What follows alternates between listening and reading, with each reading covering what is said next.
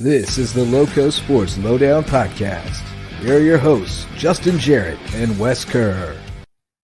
The scariest words in my life. Your browser failed to play the attached video clip.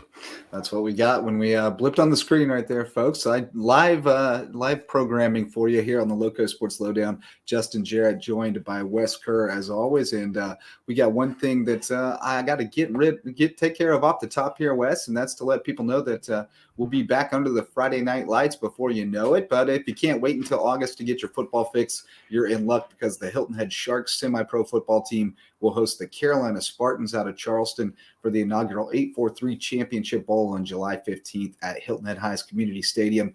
Got former high school and college standouts battling for bragging rights and trying to lay claim to being the best semi-pro football team in the 8-4-3. Tickets are just $10 for adults, children 12 and under admitted free, and you can snag a sideline pass at the gate for $35. They'll have food trucks on site when the gates open at 5:30 ahead of a 6:30 kickoff. So July 15th, Hilton Head Sharks versus the Carolina Spartans in the 8-4-3 Championship Bowl. Summer football right here in the Lowco West, and we'll be talking some more football a little bit later on, talking about some recruiting, some spring games, but we got some other things to get out of the way first, and we're trying to get our buddies Graeme, Angus, Diego, Alvarez in here. They're having a hard time with the link, so I'll keep working to try to get them in here. But Wes, it's been a whirlwind. The season came to a close. We are now coasting into summer, but lots of stuff still going on, and we're certainly already starting to gear up for high school football season. Yeah, a lot of stuff going on behind the scenes as we get ready to name our various all Lowco squads for all the way from winter to spring sports. So definitely keep an eye, a lookout on for these all area teams coming out, and been hard at work with that. But always, a great time of year to recognize. You just look back on everything that's happened over these last few months and recount all the stars that we got to see shine out there on the court, on the field, on the diamond, etc. So it's been a fantastic spring sports season. It's weird. It comes all at you so fast. Like the first few weeks of May, it was boom, boom, boom. You got so much going on, and all of a sudden it grinds to a halt very quickly. But at the same time, it's definitely nice to have a different change of pace to be able to do some more feature kind of work and get to have more time to sit down with some student athletes and not just high school, college bound, but those some alumni, some college athletes we might find time to talk with as well. So. And of course, we got lots of local events still going on. Youth baseball getting ready to amp up with the Dixie Youth tournaments coming up in June, with the district tournaments for a couple different age brackets across the Lowco, and of course a lot of golf this time of year. We got a lot of junior tournaments. We got U.S. Open qualifying coming up, so a lot of different golf events to be excited about here in the Lowco. Yeah, one of the cool things about this time of year for me is like the other day, I'm like, what am I going to do? Like, what am I going to put on last night in the Lowco tomorrow? And then, I open up my email in the morning, and sure enough, we got the SCJGA match play going on up at Connery, and I don't need an excuse. Have to tell me twice if I have an excuse to go spend the afternoon at Congress. So I was able to get out there and see a little bit of that with couple of Lowco kids making it to the finals. Bridget Wilkie made it to the girls' final. Looked like she about had it sewn up, and Caroline Hawkins was able to rally back and beat her 18 holes. And then Gabe Schmitz with a great run. We had him on the podcast a few weeks ago after Christian won the state championship. He had a great run, won 4 matches to make it to the final, and then ran into a buzzsaw with Rowan Sullivan, who I think he plays at Lucy Beckham, but I'm not positive. That name sounds familiar to me. But he's a player from Charleston, and he got off to a red hot start, got a 6-up lead through 8. Gabe fought back and got to 3 down with 4 to play, but couldn't finish him off. So great run by him, and much more golf to come for sure coming this summer. But we're trying to get Diego and Graeme in here in just a minute to talk about the Beaufort High tennis run at the state singles tournament, where Graeme was the individual champion and Diego was the sportsmanship award winner. And it looks like they just popped into the green room. We've had Graeme on the show before, but welcoming Diego for the first time. And how you doing, fellas? Enjoying the off season now, or actually, Graeme, I heard you were already back at it this past week. So how are you guys doing now that your season is wrapped up? We're good. We're good. Good to see you. Good to see you guys. You can What say about stops. It's been I'm sorry, what was that? Said season never really stops. I mean, he keeps on working. Just got back from a tournament a couple of weekends ago. So Yeah, I played St. Croix, right? Yes, St. Croix, and then Orlando for USCA level 2. Well, Very good. It's been another epic spring for you guys. Graeme, now a back-to-back state champion, just a freshman, and then Diego winning at Sports Board. So, Graeme, let's start with you. Just describe the feeling of coming out on top in this 3A, went to a 3A state tennis state singles championship. How are you able to battle against some very strong competitive tennis players from across the state and emerge on top the second year in a row? Well, it's definitely an exciting feeling, proud feeling. Diego here helped me a lot during the tournament. I wish he could have been there last year. It would have helped. He definitely deserved to be there. Looking at the players that were there last year, I mean, he definitely deserved to be there. And Diego, Diego, go ahead. Go ahead, Wes. Switching to the other side, how cool is it to be kind of that hype man in a way? Of course, you were in competition as well, but were you able to stay and watch Graeme compete in the finals and see him pick up the championship? Yeah. I mean, it was actually a very exciting moment for me. So I actually made it to the quarterfinals, and if I would have won against him, that would have been it would have been a lot of fun. I'd say so. It would have been really fun. But yeah, I mean, we were just here to support each other and just make sure you stay positive throughout the whole week, and just get to it, Diego, Graeme kind of mentioned what a support system you had been to him. Obviously, he's a tremendous player, but what were some of the things that you recognized that you could do as a leader, as a more veteran player, to kind of take him under your wing, even if he's surpasses you in the tennis? How could you help him out? Honestly, I mean, he's a very mature guy. I've known him for quite a while now, but I think it's just, make sure, we stay on top of, whatever we got to do, make sure we stay focused, make sure, we just, kind of just stay on what we need to do, just focus on our goals, and you just got to get there and, just keep on pushing, keep working hard, just keep grinding, so it's, he's done the same towards me, he's keeps me working hard. I keep him working hard, and I feel like that's, I keep him busy. Yeah. We, so I feel like we both, we have a very, very good relationship because of that. We push each other to the limits, because, of course we want to be, get better and stuff. So I think we've, both do the same thing. So, yeah. And you picked up a prestigious award yourself with the sportsmanship honor. Describe what that means to you of being noted for the exemplary character and sportsmanship out on the court. I mean, to be honest, like, when they call my name, I wasn't sure. I mean, I wasn't expecting it. And, it's just, not to, The true sportsman never expects to win the sportsmanship Correct. award. That's kind of part of the deal. It's just, I think it's, I've always tried to be a very positive person, inside and outside of the court, always make sure you spread positivity and just make sure, we're here, play this sport and have fun. So I feel like, it's always good to just spread out and be positive about everyone and make sure you're good to everyone. So it was fun. It was a fun weekend. And, after I was thinking about it, I was like, yeah, maybe I did deserve it. So it was a good accomplishment for me, Yeah, I mean, that's you. Whatever happens in the matches, but you can control that part. And kudos to you for making a mark on folks to give you the vote. Graeme, you seem a little more filled out, and the voice has a little more depth to it this year. You're still only a freshman though, so how much has your body changed in from year to year, from that first title to the second title? You got a little more mustard on it now? Yeah, it's definitely changed a lot. I've been working hard. When I'm not on the court, I'm working out. I'm training. It doesn't matter if I'm stretching, eating, just every little thing that's training to me. So it's I don't know. I've been working hard. You're playing year-round tennis, right? I mean, you're training year-round, playing pretty much year-round. What's your schedule kind of like? How many tournaments you playing in a year? In a year, I don't know. It's probably around 8 to 10. I don't know. I mean, I play probably 2 tournaments a month, maybe. Okay. Well, that's like 24 in a year. Yeah.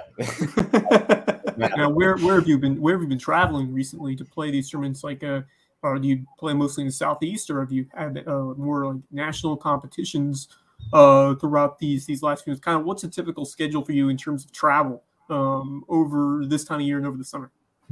What do you mean? Like, where am I traveling? Yeah, where are you traveling to play these tournaments? So I went to St. Croix, which is the U.S. Virgin Islands, last week. And then the day after that tournament, I went to Orlando, Florida. I'm going to San Diego to see my brother Alex in June. We're going to play some UTR tournaments there. But I've traveled all across the country pretty much. Yeah, good. Diego, I was going to say, Diego, what's your off-season schedule like? Off-season from high school, but I mean, how much are you playing? Yeah, I personally don't play like as much tournaments. I'll play, some every now and then. Like last time I played a tournament was actually with Graeme. We played in the Belton Championship. Yeah. But it's I don't really play as much tournaments as I should.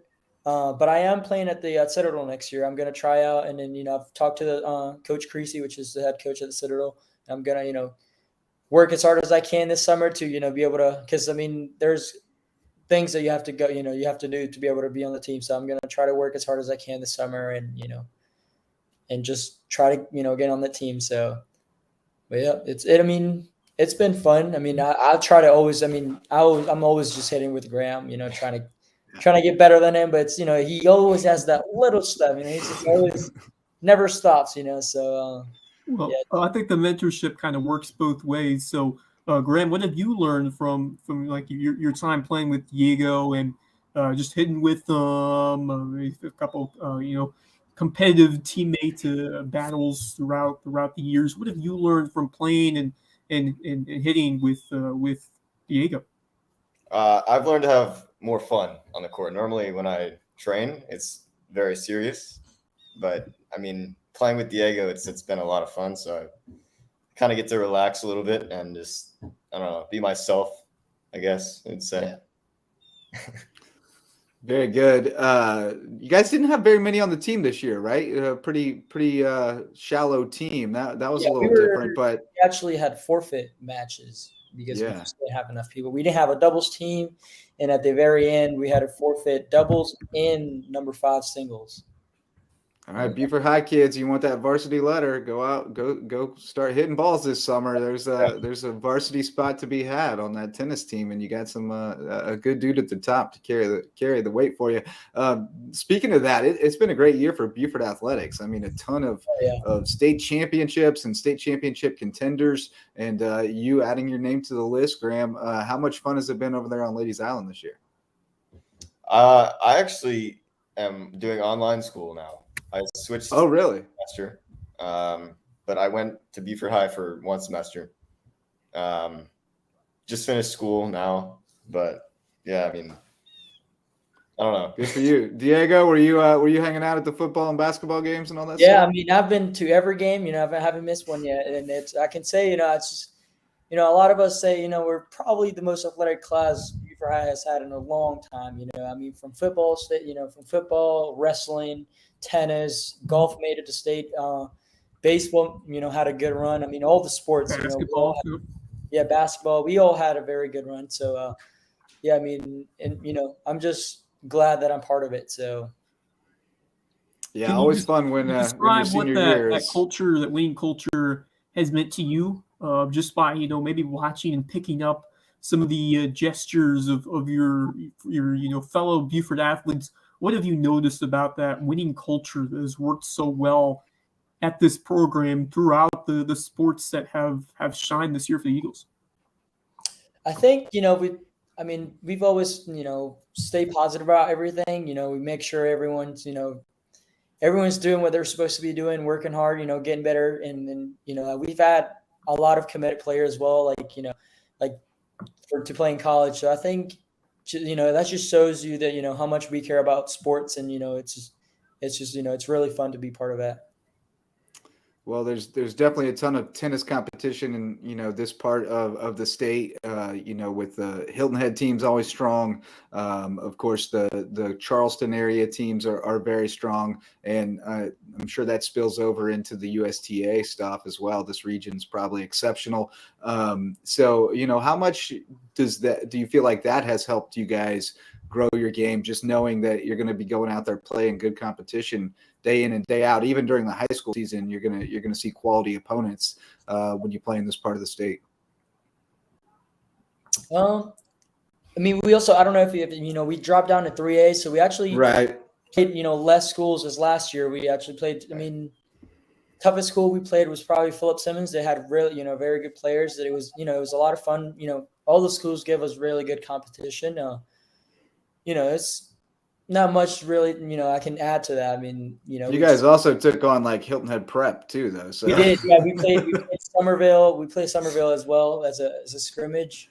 I'm pretty sure we won that too. But yeah, I mean, all throughout the year, we've always had a very good competition. It's always good to play other schools. Of course, Hilton Head Prep winning the Skeeza State Championship this year in boys tennis. But Graeme and Diego, take me back to your experience in the state singles tournament. Graeme, you were dialed in early on.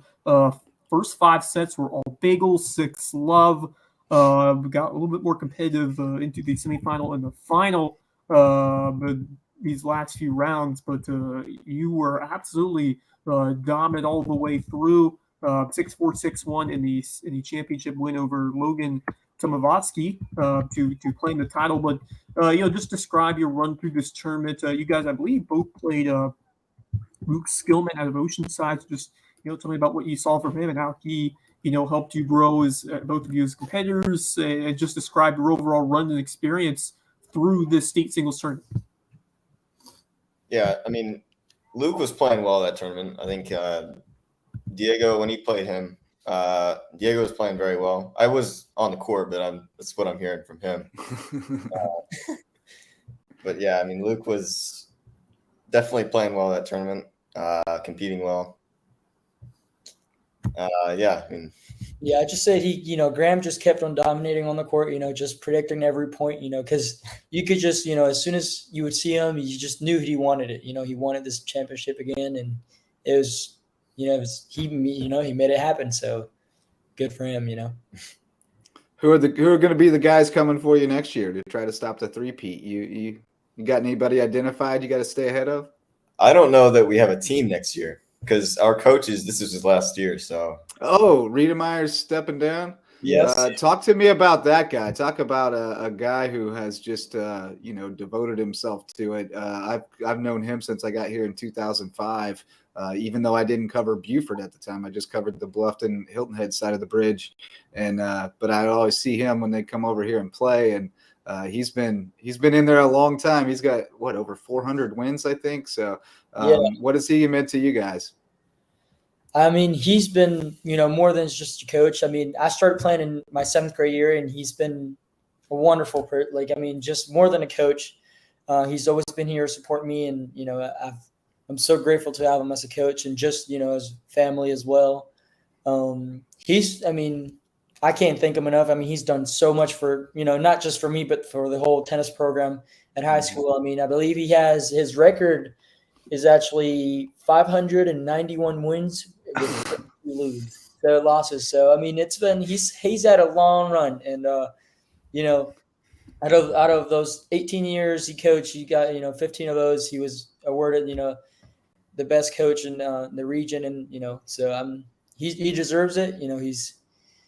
I can't thank him enough for, how great he is. So good guy. And he's got. Graeme, you sure you can't talk him back for one more year, Graeme? Surely you could get him 9 more wins, right? I've been trying. 600. Well, I'm sure he's blessed to finish to end it on such a fantastic group as you guys have been. What's been the biggest piece of advice or takeaway that you've learned from him and his teachings to you over your career with him? I think the fellas might have frozen up on us. Let's see if they come back. We'll give them a few seconds here. Oh, no. Yeah, it looks like we've lost Diego and Graeme, but great interview, fantastic interview. Yeah, we'll stall a little bit and see if they can get their connection back. But no, Riedemeyer, he's just been a ray of light, over the years. Always a great guy to see when you go out to cover a match, and we have little inside jokes that we've had for almost 2 decades now that we still share when we see each other. So he and Bob Brown were 2 of the guys who. Bob Brown was the guy at Bluffton, and they were really the heart and soul of getting those programs built up and sustaining them. And they always had some good battles, and I always enjoyed their camaraderie, courtside during those matches. So big shout out to Dave Riedemeyer. He's coached the boys and the girls. I think that 591 wins is combined total. But he's been with the boys for a very long time. So it's going to be a big loss to that community for sure. And hopefully they can rally that tennis program. And it would be a shame to see it slip away after all the great things that Coach Riedemeyer and those young men have done. So, hopefully they find someone else to obviously it's going to be hard to follow up a coach like Riedemeyer, but someone who could then toss the baton to kind of instill that winning culture that we see in that program and across Beaufort High athletics. So, when you have a cornerstone player like Graeme Angus, obviously it only counts for you can have you got to have a couple good players because you only can play in one court. And they're back. Yeah. You got the connection has been restored. Welcome back, fellas.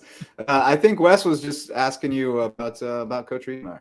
Yeah, going back to Coach Riedemeyer, just what's the biggest piece of advice that stood out for you that he told you about in his teachings throughout your time at Beaufort High? What's kind of stood out the most from learning about the game and learning about life with Coach Riedemeyer? Yeah, Coach has definitely kept us focused during practices. He's definitely encouraged us to give it our best, even though maybe we haven't played the best teams. The matches weren't very competitive, but he kept us focused. He kept us, Yeah, positive. just to add to that, I mean, he's kept us, working hard, making sure, we go to practice, make sure we stay on top of everything, and just also, he shows a lot of leadership. That's his main thing, and I think it's something I've learned, something we've all learned. It's leadership, and just because we had a spirit, we just got to show, just try to show leadership. It's their first time, so you got to tell them what to do, and you just got to help them out. So he's definitely been a big part of my tennis career because this was my 6th year playing tennis, and within those 6 years, he's always been involved in every single one of those tennis matches and everything, and he's been a big part in my tennis. So I just can't thank him enough. He's a great guy. So. Yeah, terrific guy. You got any funny Riedemeyer stories? Because I do. I don't know if I can tell the one I want to, but you guys got any funny ones you can tell? Same. I don't know. There's so many of them. All I can say, I don't know if you're watching this right now. They're all just right on the border. I know. It's always not for a family program. Yeah, correct. He does. They're not bad. They're just not everyone would appreciate them. Let's put it that way. Yeah, he has a unique sense of humor that I happen to share. But no, he's a great dude. Well, fellas, what are your summer plans? You going to get a little break from tennis, Graeme, or what do you? Diego, you're just all physical fitness, getting ready for the Citadel, right? What are you guys getting into? I'm just going to be playing tennis. I mean, every day working out. Going to the track, making sure I get a good mile. I'm also working at Fripp Highland Resort. I'm one of the tennis instructors there. So, it's going to be a very fun, summer job, get to do what I love and get to, help other people and also get to play there. So it'll be a fun summer job. So I've just. Outstanding. How about you, Graeme? I mean, you're helping the kids, you're helping the next generation, you're growing your own game as well. So it's a win-win situation for you and really excited. It's going to be a really fun summer. It's been great talking with you here today. Just really proud of what you both have accomplished so far in your career, and of course, Graeme, still so much time left, a couple of years left to build already on what you've done here at Beaufort High. So congratulate you on that. But just take me through the thoughts that you have as you continue your career? Do you have any inklings on what you might want to do at the next level as you continue your tennis career? And but I had another question in my mind. I just remembered it, and it was about conditioning and training. What do you do during the off season and during the off high school time? I guess you could say you're always playing tennis, so there really isn't much of an off season. But what are you doing to train and condition to keep yourself in peak form?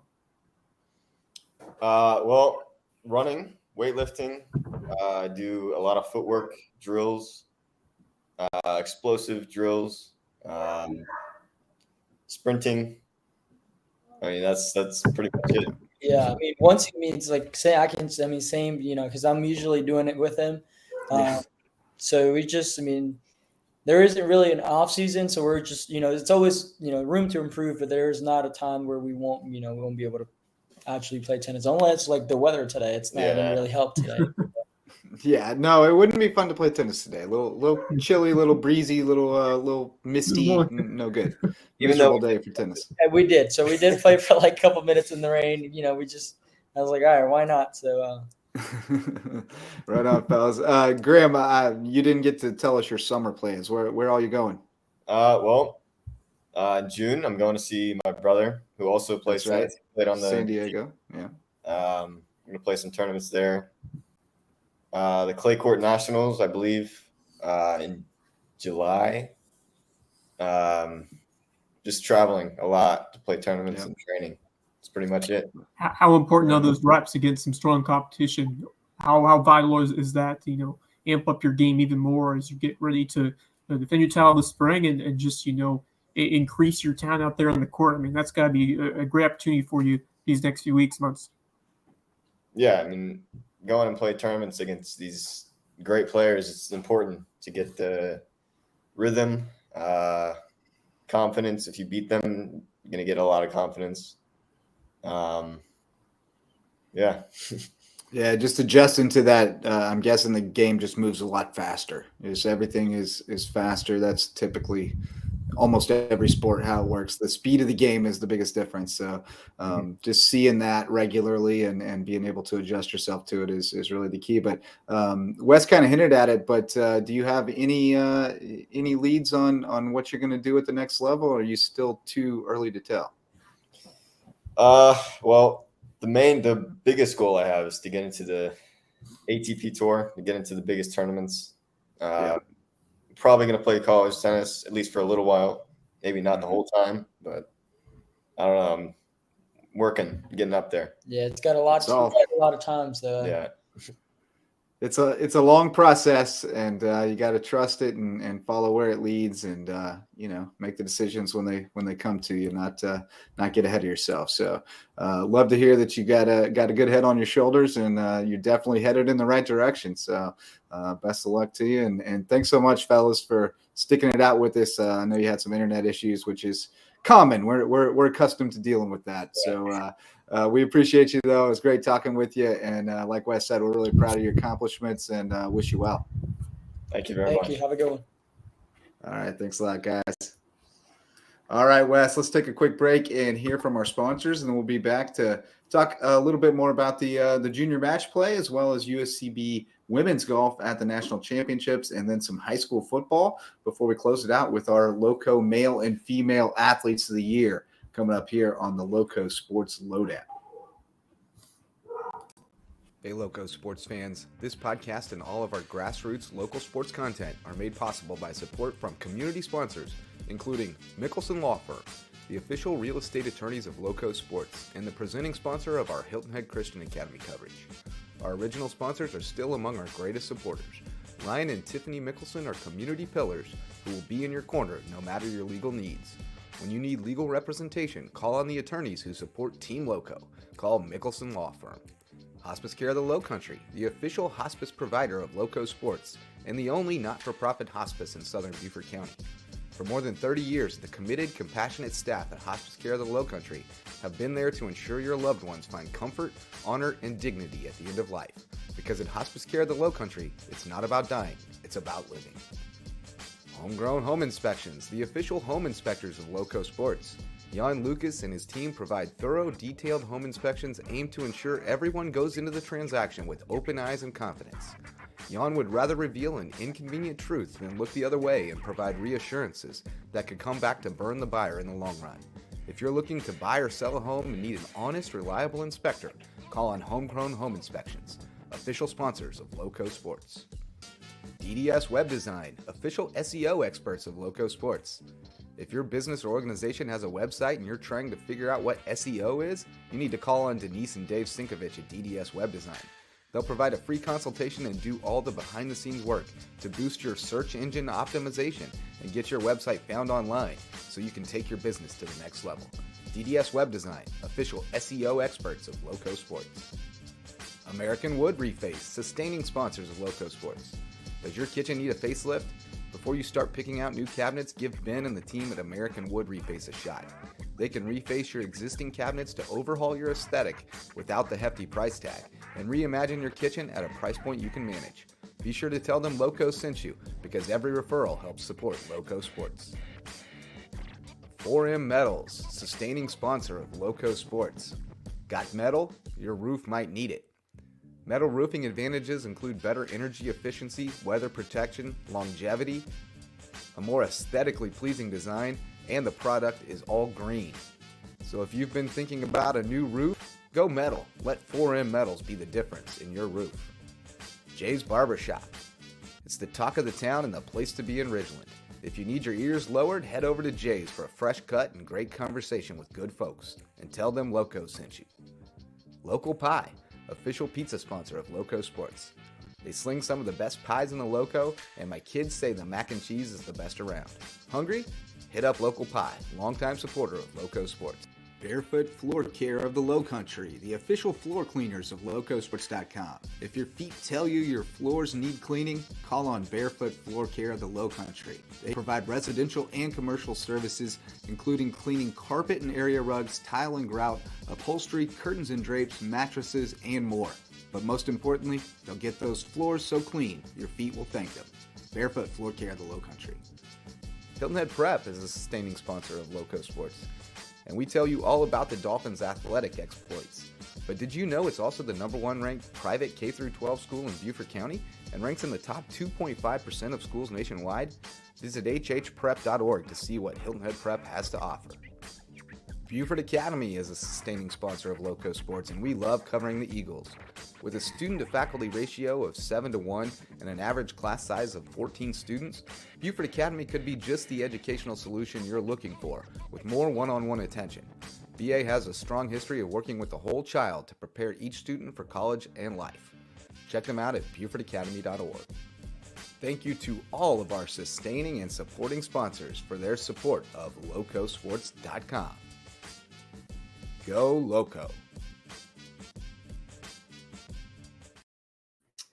All right, back here on the Lowco Sports Lowdown, Justin Jarrett and Wes Kerr, and great talking with Graeme, Angus, and Diego Alvarez, or Diego Ladino Alvarez, or Alvarez Ladino. I'm not sure, but I wasn't introduced to that last name today when I got his contact information. But Diego, awesome guy. First time I talked to him, but what a great kid. Really a pleasure to talk to. Obviously, very sharp kid, and Graeme. Holy cow, we got a really got a few in our hands, and he's already, thinking about the Pro Tour, which is the right thing for him to be thinking about. So yeah, that's good stuff. He's on a heck of a track record right now. I mean, going back to back and winning the state singles championship as an ACU, when you're doing it as an 8th grader or freshman, you've got something special brewing for sure. And the way he really disposes competition early, and then did drop a set through that championship run against some very, very strong players across the state of South Carolina. He's going against sophomores, juniors, and seniors. Just imagine if he could. If obviously it's tough to. Does he have that ability to keep improving and get to that elite tier? We'll see. Time will tell. But right now he's on a great track record, and those are the goals that you're looking forward to set after right now. When you do stuff like this, you're eyeing the opportunity to play on the ATP tours at this point. So certainly a lot more work to be done. But what great experiences for both of these young men traveling, being able to play the sport they love across the country, and being able to help out the younger generation as well. So two kids doing it the right way, and bright futures ahead for both. And Graeme Angus, I mean, he is looking like a true star in the making over there at Beaufort, and I just hope that tennis program will continue to thrive in these next few years. But certainly a big loss with the retirement of Rick Meyer. Yeah, no question, and hopefully they can, like we said, pull that thing together and keep it going. Certainly an opportunity there for some kids who maybe get cut from a different team or something. Go pick up a tennis racket and rep your team, rep your school, and keep a program going, and maybe you find something there. So, but great to talk to those guys. And Graeme, I think one of the things we didn't really touch on, but I think he's probably really benefited from playing number one as a eighth grader, because he had to go play against essentially grown men and did not have the physical attributes that he has now, and certainly not that he will have 3 or 4 years from now.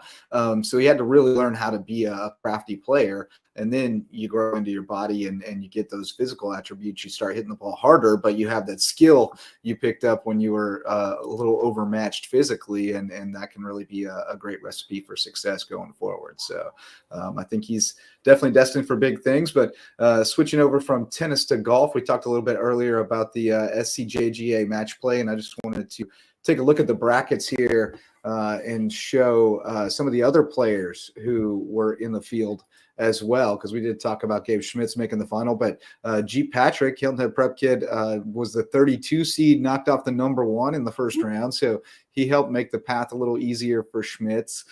So that was a nice nod to his buddy.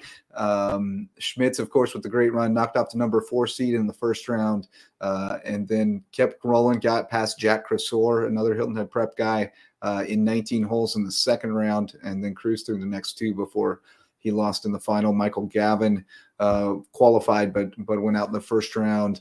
Luke Block, Bluffton kid, who's actually I ran into his parents on the course. He's living and studying in the Bahamas and studying golf, doing his golf training there. So nice work if you can get it, right? He went out in the first round. Jerry Bruns went out in the first round. So good representation, though. I mean, this was the first year for the state match play. And then we've also got the girls bracket here where Bridget Wilkie made it through to the final. And we had Claire Green as well, who lost a tough match in the first round to a quality opponent. So just a couple girls in there, but first year for the SCJGA match play. So cool to have it here in our backyard, and always nice to get out to Congaree. Yeah, and that's a spectacular course to have, Don. You look at some of the events that got to host, of course, 2 PGA Tour events. You're playing at a cream of the crop course, and it is. We've been there before. It doesn't pull many punches. That is a difficult course. You have to drive straight down the fairways. You don't want to get in all the waste area, the sand, because it can be a mess if you don't hit right where you want it to be. And so it's a great challenge and really expose who's the best here in this state. And match play is a war of attrition. I mean, having to go through so many rounds in such a short time, these match play tournaments, it's a completely different beast than what you see in a stroke play tournament. It takes just a lot more attention, a lot more. It's a different kind of a style and approach because you're going up against just one other player. So there's a lot more mind games at stake when you're playing match play. Yep. That's what golfers will tell you. But I mean, it's certainly not an easy feat at all to advance deep into a tournament like that and see some Lowco squads doing that, especially Wilkie and some others. Including a nice that you mentioned on the boys' side. G. Patrick had done great to see from him. And man, those Christian County boys, Hilton Head Prep boys, great rivalry, but it extends off to this kind of side and beyond the high school game. And so it's just great to see the quality of these golfers, test themselves against the best in the state and perform very well. I mean, it's an admirable show, and it makes our Lowcountry proud to have that amount of success at a big time event like that statewide at a challenging course. So, and great to have it here right in our home ground. So here and that's a kind of thing where they're trying to get as many tournaments as possible just to show that we can handle a big event like this. And obviously they've performed really well hosting the Palmetto, hosting the CJ Cup last year. But just to have an exposure to, solidify a prestigious golf course, I think you're going to see a lot more of that. And they said they're trying to host a big time event each year, see if they continue to do that. But all in all, they're committed to showcasing some of the best players at really every level, and putting it out there as a championship level golf course. And it's just it adds to the prestige of golf here in the Lowcountry, and we could see a lot more big time events coming soon over there. In Congaree, obviously, there's some limitations, just the proximity and lodging. We've talked about it before, but it's a great venue to host tournament golf for sure. Yeah, and I think it's great for match play. I think the nature of the course lends itself to that. There's a lot of risk reward. It's the green complexes are really interesting and can lead to some 3 putts or just. It just makes really things interesting in a match play format. I thought, first time seeing match play played there, but I thought it was a good setup. And I've heard rumblings, the match play is apparently headed out of Austin, and I've heard rumblings that Congaree is interested in that. So, that's a little different kind of event because you don't necessarily have everyone on the course at the same time. It's a little bit more spread out. So as far as the footprint goes and those things, it may be a good fit there. So, like you said, they want to have more high profile events there. They want to have President's Cup, Ryder Cup type events there. I think you'll see more USGA, like maybe a state team event or something like that. They're, like you said, they're trying to present themselves as a great tournament golf course. And I think it is a great tournament golf course. So, and I think that the charity element ties in well with all the different organizations who put on tournament golf. Yep. So, I think it really works well. And I think we're going to see more big events there in the near future, but maybe we'll get an NAIA national championship or an NCAA D2 national championship. But USCB women in the NAIA national championship this week and has not gone too well for them out of Deer Run. I think last I checked, they were at the bottom of the leaderboard, but it's at the bottom of the leaderboard of the teams that qualified for the national championship. Yeah, so let's keep it in perspective. Nothing to be ashamed about there, but admirable effort by the Sand Shark group. But it's great to know that they can get there, and obviously now you're getting ready to play Division II golf, and there's really much of a step up between NAIA and Division II in terms of that sport. They've played against some D2, D1 teams and have had good success against some of them. So I think they're going to shine and continue to advance that recruiting as they transition towards that full Division II status. But still, it's nice to have the opportunity to compete one more time for an NAIA crown here over in Silvis, Illinois. Just wrapping up day 4 of 4. Ashley Mead leading the way, tied for 36th with a 4-day 316 to lead things for USCB. And then you got Jessica Edwards, T58 with a 324. And then so obviously I'm sure they would have liked to have a better finish, but still making it here, it's a feat in of itself, and all around a strong season for the Sand Sharks. And I think there's a lot more good to come, not just for USC men's and golf, but for that athletic program as a whole. As a big fall and then winter ahead with the addition of men's and women's basketball. It is a great time to be a Sand Shark fan. I cannot believe it. We're just 6 months away from the first tip-off of college hoops here in the Lowco. It's crazy, right? Gosh, it's crazy. It's going to be here before we know it, especially because once we get into high school football, like it's going to come in the middle of high school football season. So it's going to be pretty wild. We're going to have to start gearing up for it early, get ready for Sharon Versip and Ron Fudala's teams to take the court. And I believe they got approved for the funding to they're close to getting approved, I think, for the funding to get that that convocation center started, and I understand that they broke ground on the retrofitting the rec center to get it ready for intercollegiate basketball. So going to be good times. Wes, you're headed over to Bluffton High School tonight, I believe, for the spring game. Going to get to see some guys who have been turning some heads this summer. Jeremiah Curry, particularly the linebacker that we've been in love with for a couple of years. He's up to like double-digit offers now. Carnell Warren, who just transferred over from May River, has already picked up 3 or 4 offers this summer. UNC Charlotte, it looks like, swung through the area and offered a bunch of guys the other day, including both those guys, and I think Shy as well, maybe. Shy Thompson's got like 19 offers now, but Curry's right there on his heels. He's right behind him. Yeah, it's great to see both of our Lowco stars, who I expect to be 2 of our premier players here this high school football season.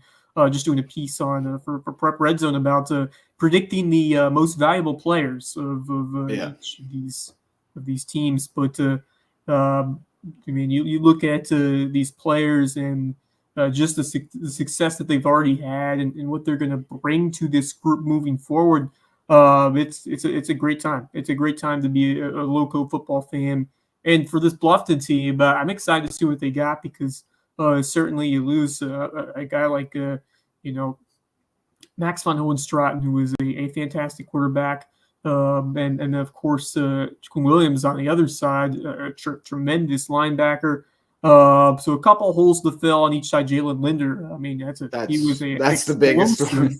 Kamari Simmons too. I mean, he's going to play at Navy. So it's going to be interesting to see who's going to be some of those guys that will take the reins, take the initiative over these next few months. And the spring is where you really try to get set to win those jobs and compete and show that firepower and will. And then after that, you continue to transition and work your way towards the fall. But a big opportunity for a bunch of these kids. And Hayden Gregory's doing a great job growing that program. Looking forward to seeing the Bobcats in action. It kind of feels like a fall day outside. It does. It feels like football weather out there.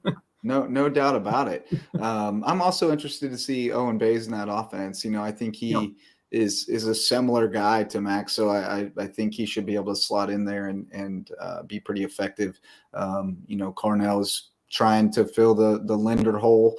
And then Brandon Bryant's also, I think he's really going to be a factor. And I'm sure they got other guys that played JV last year or were behind, blocked by those other guys that we're going to find out about soon enough. So I guess you'll get a little sneak peek tonight. Should be fun. You also got to check out May River the other night. And what'd you think about them? I mean, obviously they're staying the course. They brought Bonneville up from assistant head coach, basically, or associate head coach to take over. So basically same thing as what you'd expect, but any new wrinkles, or what'd you think about them? Yeah. I was interested to see what they had so far this year. I think Bonneville's doing a good job motivating and keeping them, engaged. I think from what he said and what I talked to him about, they've had a strong spring, and I like the intensity at the spring game. I think when you look at May River, a couple of strong defensive players from last year. Of course, Jaden Jones, who was doing it on both sides. You lose him. Jerry and Perry was a star in the secondary. So obviously we're going to want to see some more things on that end. The offense, of course, you got Tanner Macy coming back, still trying to grow as a quarterback. Who will be some of those guys who we look towards? And I think the offensive line is going to be key with that. But can they continue to add towards being multidimensional? So I think that's some of the questions I'm seeing with this May River team. But I think Bonneville's doing a great job. I like the way he's motivated his team. Had this competition where he had a couple different groups, and they earned points based on kind of like what they're able to do in practice, their character and all that stuff. And they wore T-shirts to the winning group at the end of the spring game. So it was kind of an accountability factor, which is one of the major themes that Bonneville's stressing him during the spring season. So let's hear more of him talk about how he's grown this May River team so far now as we speak with the new May River head coach in the LowcoSports Lowdown. A successful spring season today. How was this afternoon a culmination of all the hard work you guys put in? And these guys have been pushing themselves since March. We got together finally. We got everything settled in. These guys bought into our accountability program. They've given it everything they've got. Their grades have been fantastic. We have over a 4.2 grade point average as a team. Our behavior was immaculate.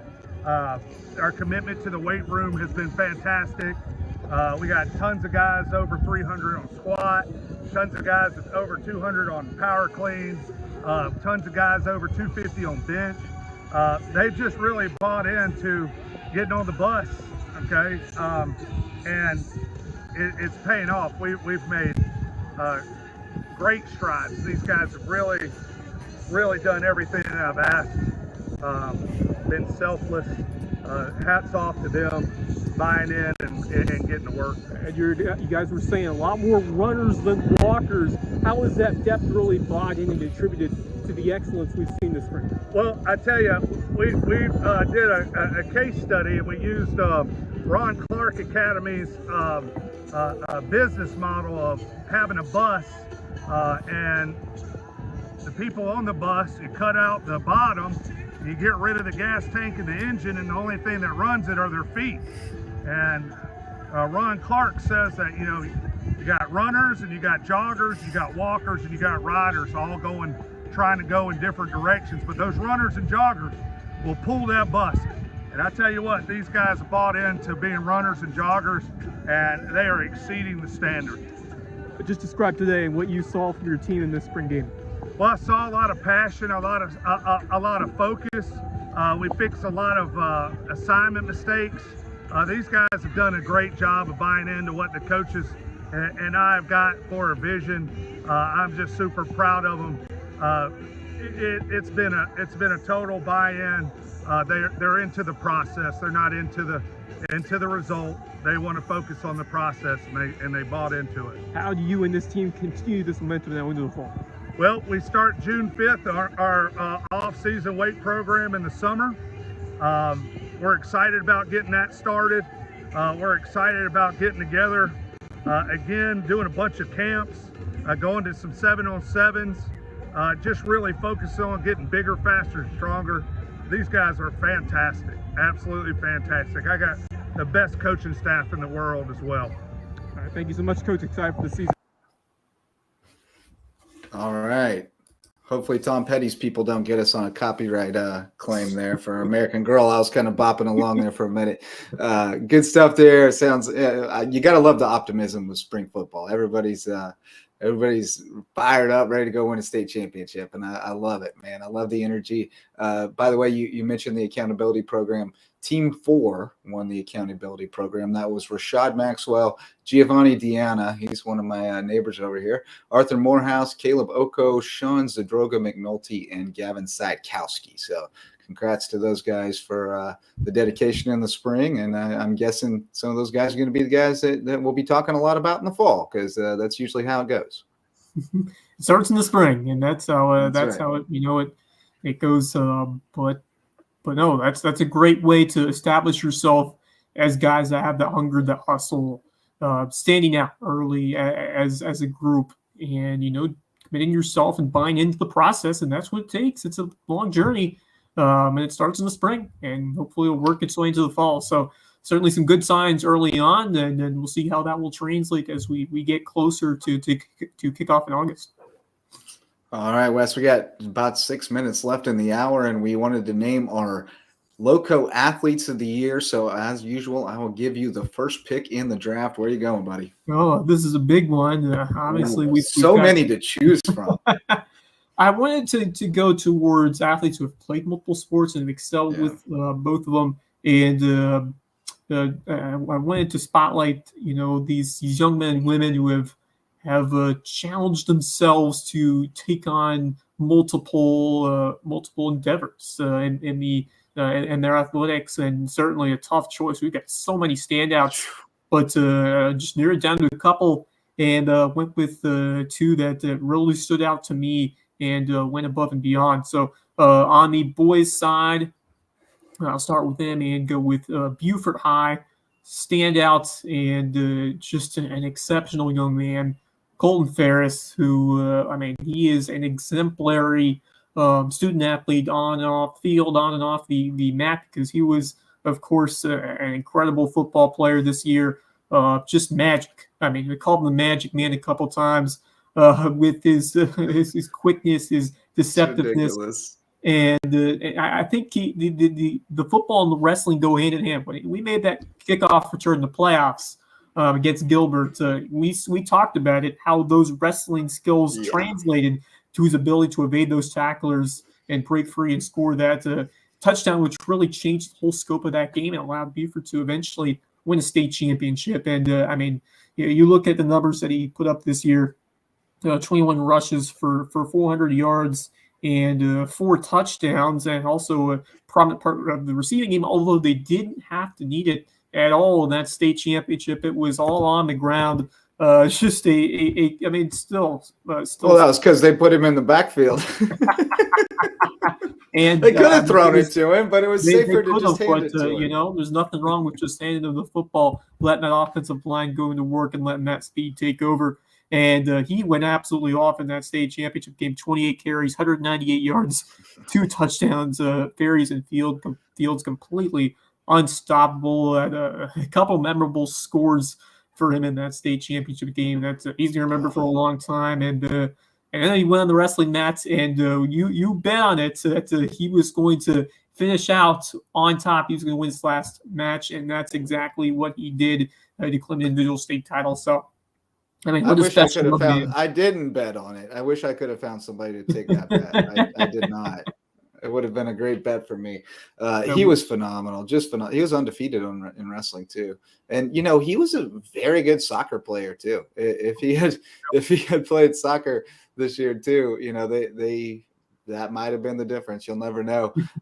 But certainly, he's going on to play football at the next level, and he has to take care of his body and all that stuff, going to play at App State, and going to be a monster, I believe. I really do. I think he's going to be a star, and I think he's got the stuff to play professionally.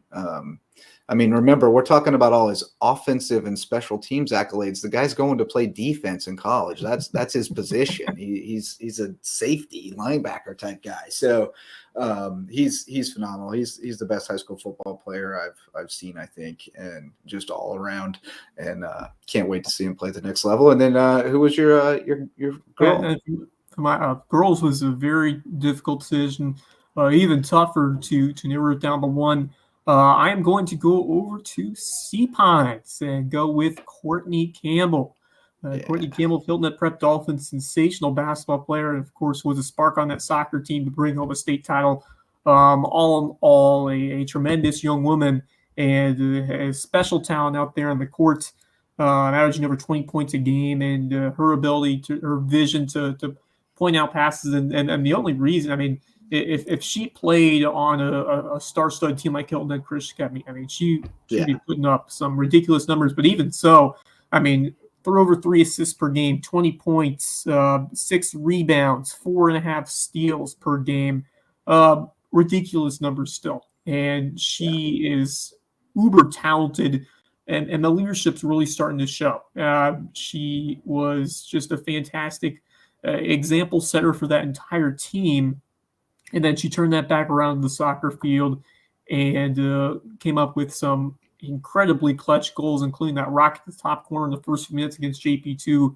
And, that entire team, we talked about it all spring long, how that really clicked those last few weeks, and that dominant postseason run where they scored 24 goals and gave up 2. And Courtney was a big part of that.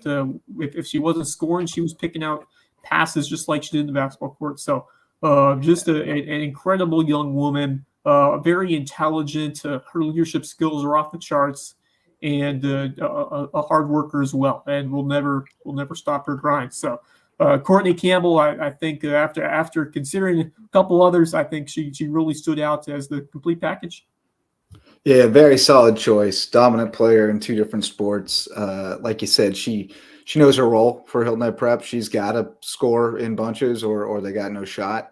But you see what she does playing Just a with the sophomore, Lowco. Yeah, and you see what she does playing with the Lowco girls, and she's a totally different player because that's what they need her to be.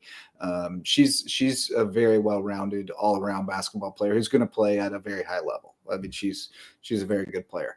That would have been my guy's pick for sure. Colton Ferris would have been my first choice, but the second choice was not far behind, and I'll go with another, really a three-sport guy, Jalen Linder. Jalen Linder really broke out this year. I mean, he really became the guy this year that we expected him to be. I think he would agree that up to his senior year, he had maybe been a little bit of an underachiever, relative to what was expected of him. There were a lot of drops on the football field. He was electric on the basketball court, but maybe kind of learning how to play within a structured system. But this year you saw a growth and a depth and leadership qualities emerge. And, Hayden Gregory, he gave, I did a magazine article on Jaden a couple months back, and he gave Hayden Gregory a lot of credit for, kind of lighting the fire under him. And we definitely saw his candle burn this year. I mean, I think he led the state in receiving yards, just phenomenal year. He averaged like 18 or 19 points on the basketball court. I got a clip of him throwing down a big dunk here. Just a tremendous athlete. And then he also, qualified for state in the long jump. So this is a guy who he can do it all. And, he's headed to SC State to join that crew up there with Rakim and Ian Shark and, a whole bunch of Casey Fields going with him. That group's going to be a lot of fun to watch. But Jalen, Jayon up there. I mean, it's an awesome thing we got going there. I hope they keep recruiting down here. But that's my pick. I just love the growth we saw in him this year as a player and as a person, and really excited to see what he does. I'll tell you what, I remember a couple games. There were a few pretty bad drops on the field. He just didn't look as confident as he was now. And I think you can really say that throughout a couple different sports. The football field, I mean, absolutely electric speed and explosiveness, but it's just his ability to, have that confidence in him is really grown. I think Hayden Gregory had a lot to do with that, to instill those good values in him, just to push him along, to keep working. And I think he really responded to some of that challenge and took it in the right way and put up some big numbers. And now he's on his way to play at SC State. Then what a clutch performer he was in the basketball court. A couple of game winners, if I remember correctly, and just a highlight reel machine out there.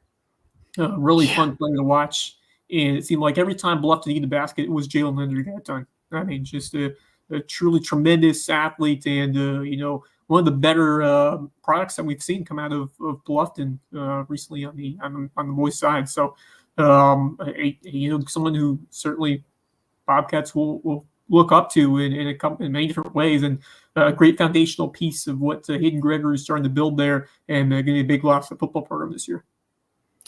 And I'm shocked that you didn't take my girl because she's probably the most decorated female athlete in like Lowco history. Abby Peduzzi from Hilton Head Christian Academy. I think if they won soccer, we've gone her way. Yeah. Fair enough. Yeah. I mean, she got another state title in basketball. She never got her volleyball title, did she? But what'd she end up with? Like 6 rings or 7 rings total? Like it was a crazy number of rings. Been doing it since 7th grade in 3 sports and just been a phenomenal leader, role model. Whether she had to be the star or the role player didn't matter. She was going to do her job. Very much a lunch pail, hard hat kind of kid, and comes by it honestly. Mom and dad, firefighter and a Marine, so they definitely have put in instilled that work ethic, and you saw it with her brother JP, and certainly Abby has been just an absolute pleasure to follow her career. And now she'll go on and play volleyball at UNC Pembroke. Yeah, I mean, that's an athlete that doesn't come through these schools very often. Someone with that level of dedication, perseverance, to win all those state titles throughout her entire career. She may have one of the best careers we've ever seen from any young woman here in the Lowcountry in recent history. And, to see her ability to win on really all fall, winter, and spring sports. It's been a really solid volleyball program as well that she's helped to improve, but she's really shined on that basketball court. I remember coming here as a freshman and watching her play, and there was some spark to her game that I knew was just going to increase and improve over her time. And I think, being brother and sister, being siblings with JP, I think that had a lot to do with it, especially watching them play, compete on the football field those last few years. I think that inspired her to turn her intensity up even some more notches these last 2 years, to where she's been that not just, ability to hype up and be a leader, but also that go-to player when her team needed a basket, especially these last 2 seasons on the court. Not only is she making her own team, or pretty much everyone on that team, better, but she's been improving a couple other aspects of her game. Grinding on defense, being more of a facilitator, but also being a shot maker as well. And really all the intangibles, all the tools she brought to that basketball team during this dynastic run that is still continuing, and she is going to leave a heck of a mark on that program for many years to come. I mean, just truly a special talent you just don't see very often. She'll be a great coach if that's the route she decides to go. Just phenomenal. She would be a really good one. But we left a lot of good ones on the table, but 4 stellar student athletes we highlighted there, and certainly many more that we enjoyed the heck out of covering this year, and many that we look forward to seeing their growth and progress next fall as we get back after it. So great show, Wes. That's going to do it for today. We'll get back at you next week with more local sports news and analysis and interviews with the key players and coaches and all the key figures in the Lowco sports scene. But that does it for today. Thanks so much to our sponsors for making it all possible. Thanks to Diego Alvarez and Graeme Angus for talking with us and fighting through the internet issues. And thanks so much to you for showing up to listen or watch. You're the reason we keep doing it. That's going to do it for this episode. For Wes Kerr, I'm Justin Jarrett. Until next time, go Lowco. The Lowco Sports Lowdown podcast is a production of Lowco Media LLC and LowcoSports.com, an independent media outlet providing grassroots local sports coverage in the South Carolina Lowcountry. We are sustained by community support from sponsors and patrons like you. Get in the game with a monthly pledge of $1 or more at patreon.com/LowcoSports to keep us going and growing. Go Lowco.